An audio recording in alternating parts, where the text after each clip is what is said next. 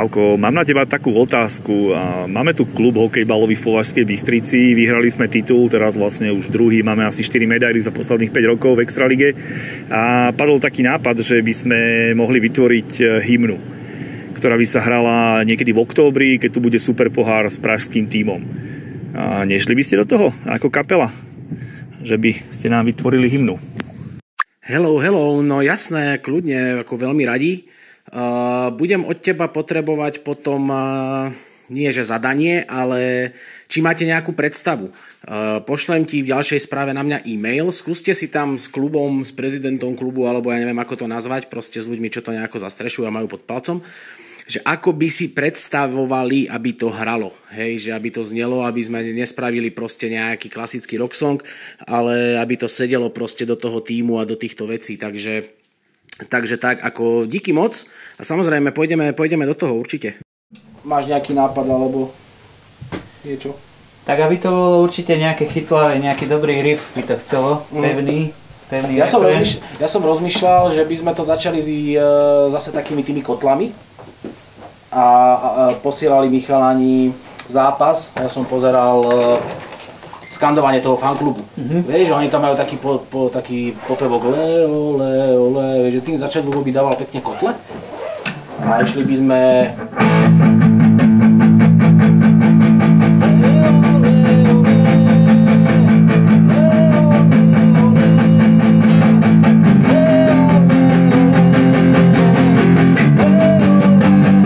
tak by som nejako začal.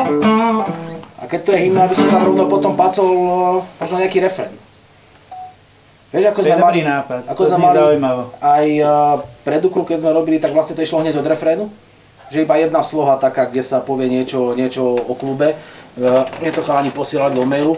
Samozrejme nejaký signature, niečo podpisové od nich tam musí byť, to je dobrý nápad. Aby to bolo o nich, vieš. Hej. A refrén by som dal úplne, ja by som to postavil celé na takých možno, neviem, 2-3 akordoch, 4, že nech to je také, že každý aby sa tam našiel, že môžem spievať, vieš, že proste že ideme. No a refrén, nemám ešte úplne to intro a tú slohu, nejakú doladenú, to by som bol rád, keby mi pomôžeš s tým. A refrén som mal normálne od háčka, máš H, G, D, E, D. Aj s textom to bolo sme považia, krásne srdce považia, ani taký super, nás nezrazia. To je pekné. A potom ešte druhá, vlastne ten istý otoč, modrobiela armáda z Považskej goldy rozdáva, pretože proti Považská nikto nezdolá. A zase by tam mohlo ísť po tom refréne, taký splitter by som tam dal nejaký do slohy. Taký nejaký, neviem, nemám zatiaľ vymyslené niečo, že zhruba, že ako. Či ťa niečo napadá. Takže do slohy, takže kotle.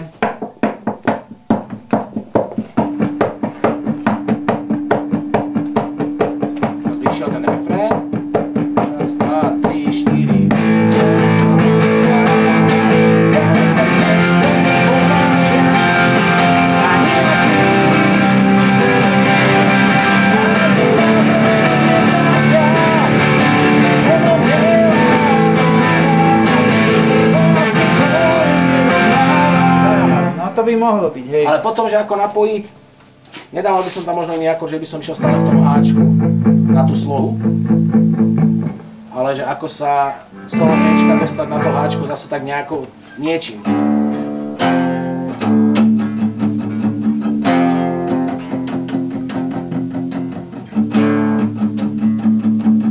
No a hej, počkaj, pretože proti máš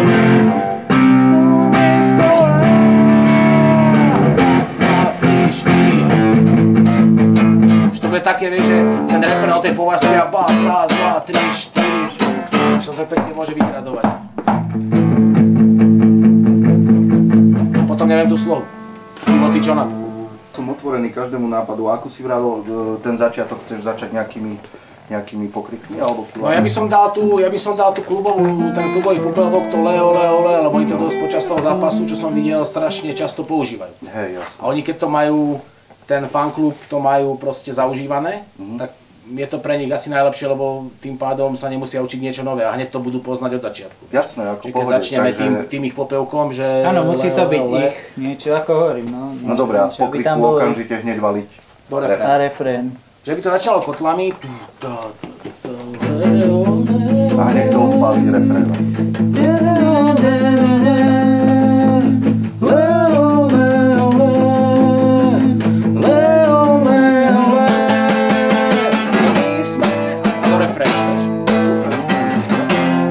Treba to vypáliť hneď na začiatku, a to ja si myslím, že vieš, tam nemáme čo. Hej. Vždy, keď príde takáto ponuka vytvoriť hymnu pre nejaký športový klub, tak je to pre nás obrovská podsta, že práve z toho veľkého množstva kapiel, ktoré sú na Slovensku a tu na okolí nás, že práve my sme boli tí vyvolení, že môžeme sa na tomto nejakým spôsobom spolupodielať, tak je to akože naozaj paráda pre nás. Obrovská podsta.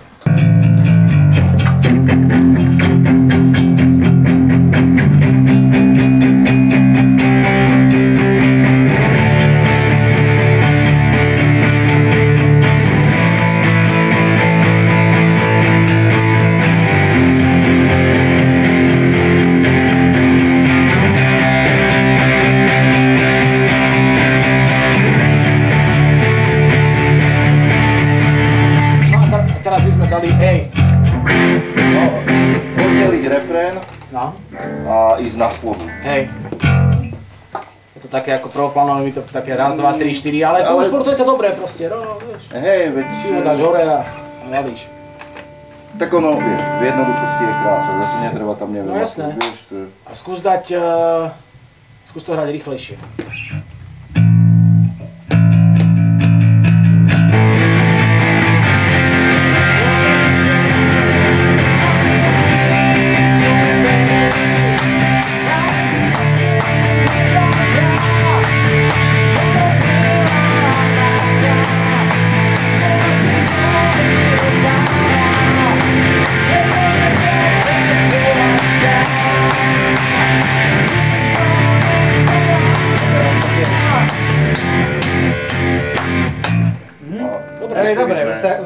Už sa to celkom rysuje. A čo keby to spravíme tak, že na začiatku pôjde len ten popevok, kotle, rabície a basa?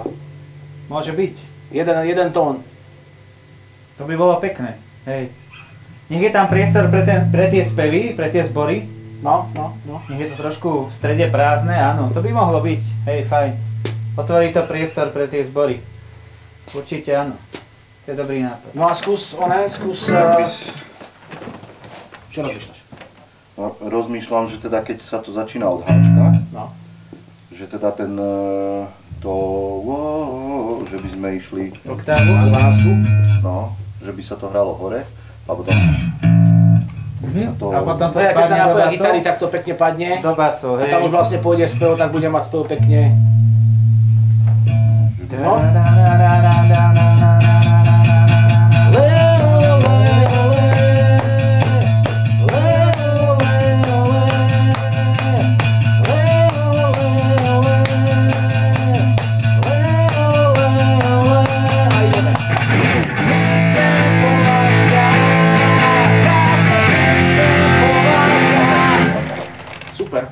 No, to by šlo. Pekne priestor pre zbory, fajn. A že to nebude také jednoliaté, vieš, že stále tie isté 4 akordy dookola, že sa to tam dobrý nápad. trošku... Súhlasím. No, to by šlo. Potom dáme teda intro. Ja to zapíšem na papier. Nech to máme poriadok. Dáme, že...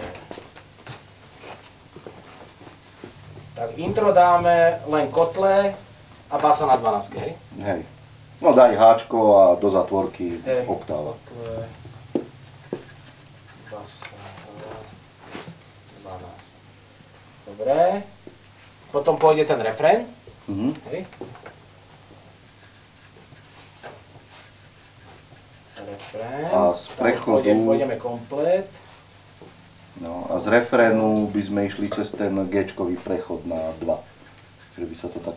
odstrihlo. Gčko, 4-krát, dáme do zasúvky. Raz, 2, 3, 4. No dobre, a ešte nám dostáva sloha. Chceme tam nejako zmeniť tú tóninu, či necháme to zase v tom háčku? No, tam to treba trošku prehodiť, nech to nie je stále. Ako môžeme ostať v tónine a skúsme tam trošku prehodiť nejaký akord. No, nech sa neopakujú stále tie isté okolo. Trošku nech sa to nadniesie do slohy. Čo si nenapadne?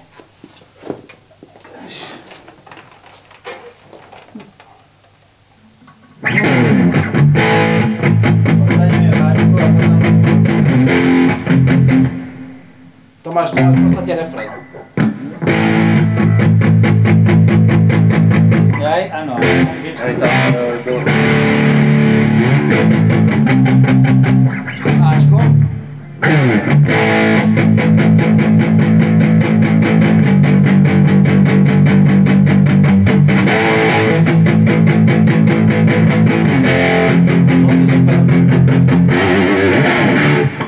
Tak?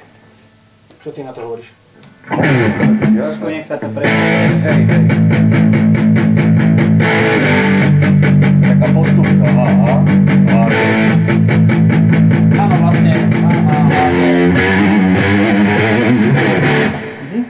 Dobre. To si tam napíš, to je celkom fajn. Do toho pôjdu aj ten refrén bude sedieť. No, z Gčka, keď zase skočíme na hámlo, tak tam bude pekný taký ten harmonický skok a zase ten refrén pekne z toho spodu. Trošku to zmoduluje, hej. No, lebo tým G-čkom vlastne odstrihávame aj refrén z refrénu na slohu, vieš, takže to G-čko sa tam celkom hodí ako posledné. Áno. A ešte by sme mohli úplne nakoniec H, A, H, G, ale úplne na tom konci G, zatlmiť to. Ačko ešte. A teraz na to. A tam by ľudia mohol spraviť nejaký prechod na písni, že to bude mať takú gradáciu od spodu, po tých stupienkoch a zase na refrén. Že to trošku vyrastie a zase do refrénu.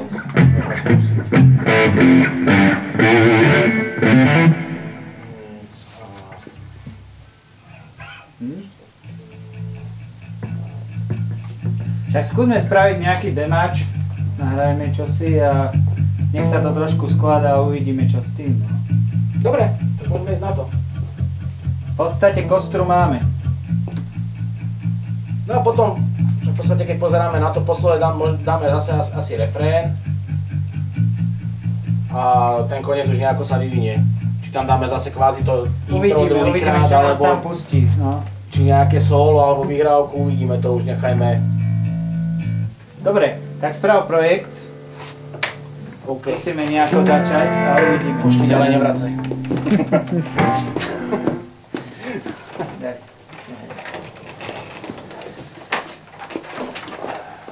Jasné, je to úplne niečo iné ako tá tvorba, ktorú robíme my.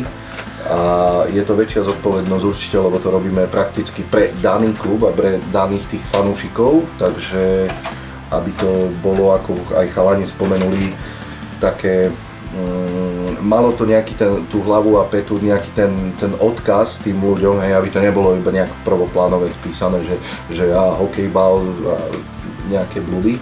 Takže musí sa tým ľuďom to páčiť. Akože každopádne ja sa napríklad takých vecí obávam, neviem prečo.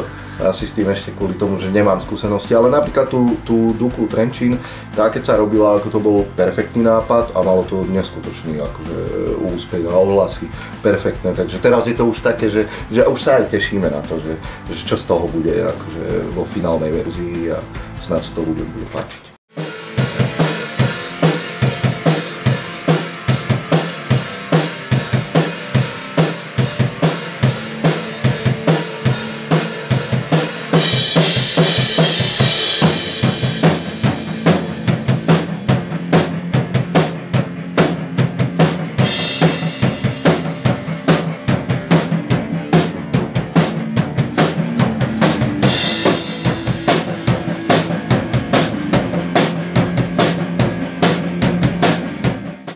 No je to iné, A máme za sebou teda už, toto už je druhá hymna, ktorú sme robili.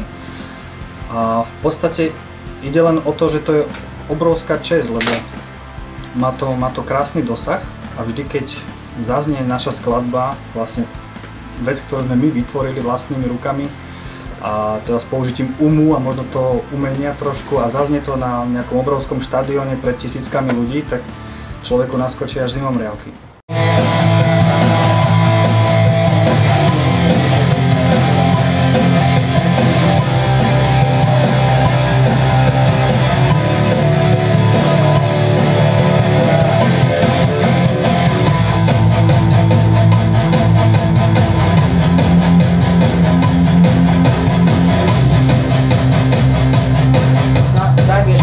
To sa nesústredil vlastne úplne, že čo ide, lebo som tam zle chytil. Od toho bridžu mi to daj.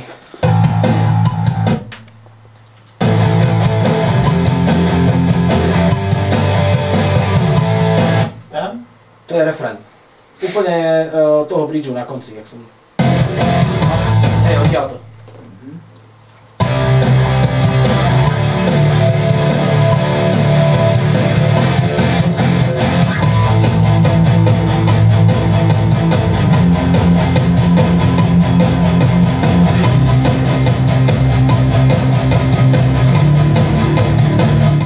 Čo ma napadlo, že či do toho ten refrén nejako nepodporíme nejakým iným zvukom.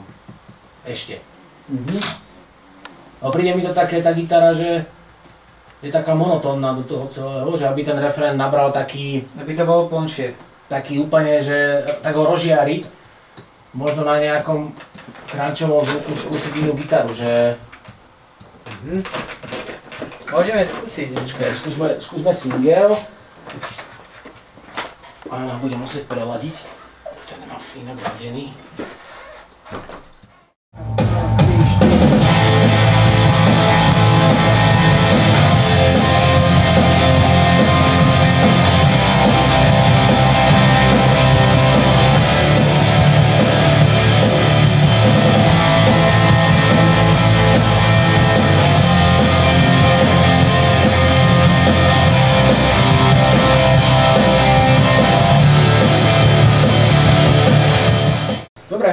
Super. Tie refrény sú pekné, tak teraz budú také jasné. Pre mňa je to úplne niečo iné, úplne iný projekt, ako keď robíme vlastne svoju pesničku, pretože my musíme zaujať v podstate ten káder všetkých tých ľudí, ktorí sú tam v tom hľadisku, aby dokázali si tú pesničku proste zaspievať s tým klubom. Hlavne tam dať to, čo je pre ten klub špecifické, nejaký ten ich podpis, ktorý sa tam snažíme teraz aj v podstate dávať do tej skladby a myslím si, že to je vlastne to gro celého projektu. My sme Považská, krásne srdce Považia a nejakí súperi nás dnes na zem nezrazia. Ako sa to tvorilo? Bolo to, že hneď si mal nejaký nápad, keď si dostal nejaké tie popevky alebo chvíľu si musel nad tým porozmýšľať? Ako trval tento proces? No, ono nikdy to nejde úplne, že hneď, že v tom danom momente mám hneď presne predstavu, že ako by to malo znieť.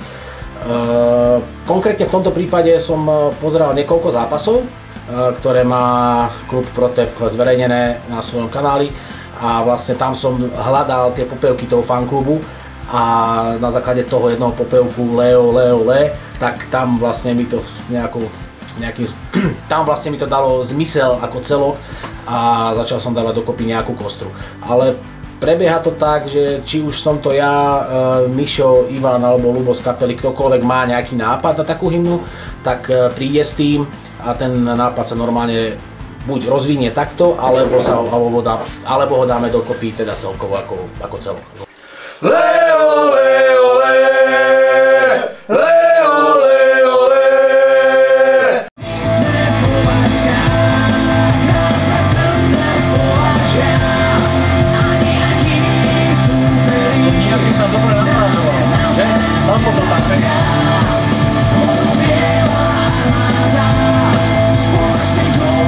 Basa, Ivo, je ten chodníček dole.